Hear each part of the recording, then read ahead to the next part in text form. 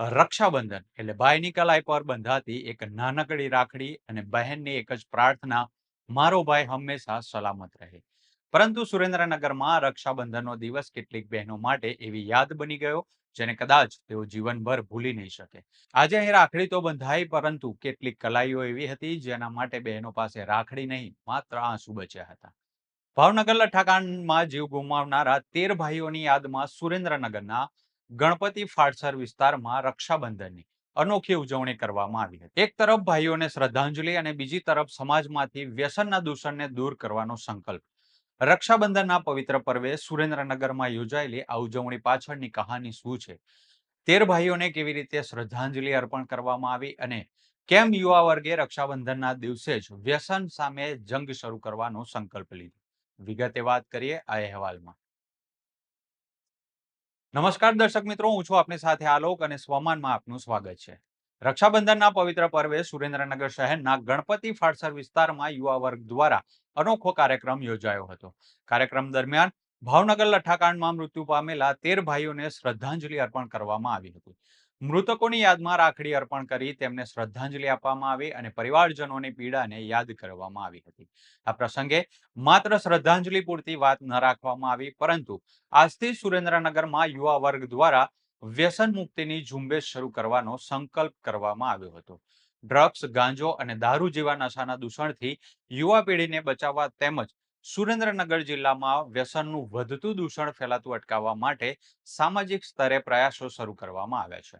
રક્ષાબંધનના દિવસે સામાન્ય રીતે બહેનો પોતાના ભાઈઓની કલાઈ પર રાખડી બાંધી તેમના સારા સ્વાસ્થ્ય અને લાંબા આયુષ્ય માટે પ્રાર્થના કરતી હોય છે, પરંતુ લઠ્ઠાકાંડમાં ભાઈ ગુમાવનાર બહેનોની સ્થિતિ હૃદયદ્રાવક છે.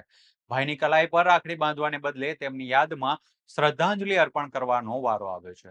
ત્યારે આ પ્રસંગે બહેનોની આંખોમાં છલકાયેલા આંસુએ સમગ્ર વાતાવરણને ગમગીન બનાવી દીધું હતું.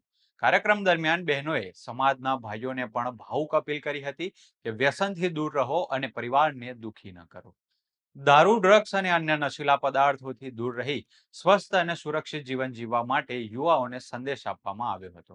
આ સમગ્ર અભિયાન પાછળનો મુખ્ય ઉદ્દેશ શું છે અને યુવા વર્ગને વ્યસનથી દૂર રાખવા માટે કેવા પ્રયાસો જરૂરી છે તે અંગે વિચારક અને વ્યસન મુક્તિ અભિયાન સાથે જોડાયેલા જિગ્નેશ મેમકિયા તેમજ સ્થાનિક આગેવાન નટુભાઈ પરમાર શું કહી રહ્યા છે તે પહેલા સાંભળીએ. 101મી જન્મ જયંતિ નિમિત્તે છત્રપતિ સાહુજી મહારાજ બૌદ્ધ વિહાર ગણપતિ ફાસ્ટર પર એમના દ્વારા જે સામાજિક આગેવાન છે એવા આપણે નટુભાઈ પરમાર સાહેબ અને અમારા ગુજરાતના ડાયરેક્ટર, નાયબ ડાયરેક્ટર થી રિટાયર થયેલા આંડા મેડમ કે જેઓ સામાજિક કાર્યકર છે અને સરકારનો પણ બહોળો અનુભવ ધરાવે છે, એમના માર્ગદર્શન નીચે જે વ્યસન મુક્તિ ગુજરાત રાજ્યને કરવા માટેનું જે અહીંયાથી અભિયાન ચાલુ કરવામાં આવ્યું છે, એ અભિયાનમાં જે ભાવનગર લઠ્ઠાકાંડમાં 13 જેટલા યુવાનોના મૃત્યુ થયા છે એમને શ્રદ્ધાંજલિ પૂરી પાડવાનો કાર્યક્રમ અને સાથે સાથે યુવાનો કે જે ભારતનું ભવિષ્ય છે તેઓ જે ગેરમાર્ગે દોરાઈ રહ્યા છે. આપણે જોવો તો બુદ્ધિ તો બધામાં છે જ, બુદ્ધિથી ખબર તો છે જ કે આ વસ્તુ ન કરાય, પણ ક્યાંક ને ક્યાંક સામાન્ય યુવાનમાં સમજણના અભાવના લીધે કે પછી યુવાન હોય કે પ્રૌઢ હોય કે વૃદ્ધ હોય, એમનામાં સમજણના અભાવના લીધે જે વ્યસન તરફ આગળ વધી અને પોતાના પરિવારનો નાશ કરી નાખે છે. અને આ રીતે સમગ્ર પરિવારનો નાશ થતા સમગ્ર ભારતના ભવિષ્ય માટે પણ એક સંકટ આવી પડે તો ના આપણે સંભાવના એને નકારી શકાય નહીં. તો આ સંકટને નિવારવા માટે આજથી જે વ્યસન મુક્તિ અભિયાનનો પ્રારંભ કરવામાં આવ્યો છે એ બાબત ખરેખર ખૂબ પ્રશંસનીય છે. અને અહીંથી એવા ઘણા બધા અમે ઈચ્છીએ કે યુવાનો અને વડીલો, માતા બહેનો જોડાય અને પોતાના પરિવારમાં વ્યસનનો જે સાપ અજગર ભરડો લઈ ગયો છે એને કઈ રીતે નષ્ટ કરી શકે તે બાબતના આદર્શ વિચારો અહીંથી લઈને જાય અને એ રીતે એક સારા સમાજનું નિર્માણમાં સહયોગી બને એવી આશા સાથે અમે આ કાર્યક્રમ શરૂ કર્યો છે. આભાર. વ્યસન મુક્તિ અભિયાન ગુજરાત દ્વારા બીનાબેન હાંડા, જિગ્નેશભાઈ, દીપકભાઈ તેમજ સમગ્ર આ વિસ્તારની જિલ્લાના ટીમના લોકો જોડાયા છે. ત્યારે ભંતે ઉર્ગેન સંરક્ષિતની 101મી જન્મ જયંતિ નિમિત્તે 101 ઇંચ લાંબી રાખડી એટલે કે 8 ફૂટ અને 5 ઇંચ લાંબી રાખડી બનાવી છે. 10 ભાઈઓ અને 5 બહેનો તેમના વિચારોથી આ આખી રાખડીનું નિર્માણ કર્યું. માત્ર એક જ મેસેજ દેવા માંગુ છું કે ભાવનગરમાં જે 18 તારીખે જે લઠ્ઠાકાંડ છે, લઠ્ઠાકાંડમાં જે 13 લોકોના મોત થયા છે, તો આવી અઘટિત બનાવ આ ગુજરાતમાં દેશમાં ના બને અને આપણું આ યુવાધન અલગ રસ્તે ન જોડાય એટલા માટે ગાંજો, ચરસ, ડ્રગ્સ કે આ વ્યસનોથી દૂર રહે એટલા માટે આજના પવિત્ર રક્ષાબંધનના દિવસે બહેનો ભાઈઓને રાખડી બાંધી અને કહેશે કે ભાઈ તું કોઈ પણ વ્યસન ના કરતો, દારૂ ન પીતો, ગાંજો ન પીતો, ડ્રગ્સ ના પીતો, ચરસ ના પીતો, અને જો તું નહીં હોય તો હું નિરાધાર બની જઈશ ને આવતા વર્ષે હું કોને રાખડી બાંધીશ. આવો સંવેદનશીલ મુદ્દો ઉભો કરી અને આખા રાજ્યમાં દેશમાં સારો મેસેજ જાય અને બહેનો એના ભાઈઓને અને પરિવારને સમજાવે અને આમાંથી સારો બોધપાઠ લે એટલા માટે 13 વ્યક્તિઓને અહીંયા 13 મીણબત્તી પ્રગટાવી અને શ્રદ્ધાંજલિ આપી છે.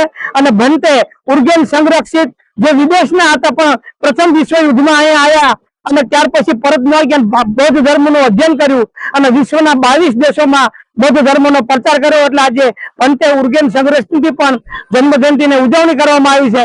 અહીંથી અમે મેસેજ આપવા માંગીએ છીએ કે આખા ગુજરાતમાં દેશમાં દારૂબંધી થાય, સારા ભારતનું નિર્માણ થાય, યુવાનો ગેર રસ્તે ના જોડાય, એ જ આજના તારીખે અભિયાન છે. વ્યસન છોડો અને સમાજ જોડો. યુવા વર્ગે પણ વ્યસન સામે જાગૃતિ ફેલાવવાના અને યુવાનોને નશાની લતથી દૂર રાખવા માટે સતત કામગીરી કરવાનો સંકલ્પ વ્યક્ત કર્યો હતો.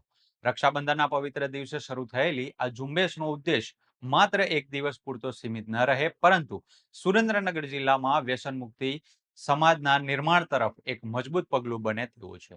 રક્ષાબંધનના દિવસે ભાઈઓની કલાઈ પર રાખડી બાંધવાને બદલે 13 ભાઈઓની યાદમાં શ્રદ્ધાંજલિ અર્પણ કરવાની આ ઘટના એક તરફ કરુણ વાસ્તવિકતા રજૂ કરે છે, તો બીજી તરફ સમાજને નશાના દૂષણ સામે જાગૃત થવાનો સંદેશ પણ આપે છે. રાખડીનો આ પવિત્ર દોરો હવે માત્ર ભાઈના રક્ષણ માટે નહીં, પરંતુ સમગ્ર સમાજને વ્યસનના રાક્ષસથી બચાવવાના સંકલ્પનું પ્રતીક બન્યો છે. જો તમને આ વિડીયો પસંદ આવ્યો હોય તો તેને લાઈક કરો, શેર કરો અને સ્વમાનને સબસ્ક્રાઇબ કરવાનું ભૂલતા નહીં. નમસ્કાર.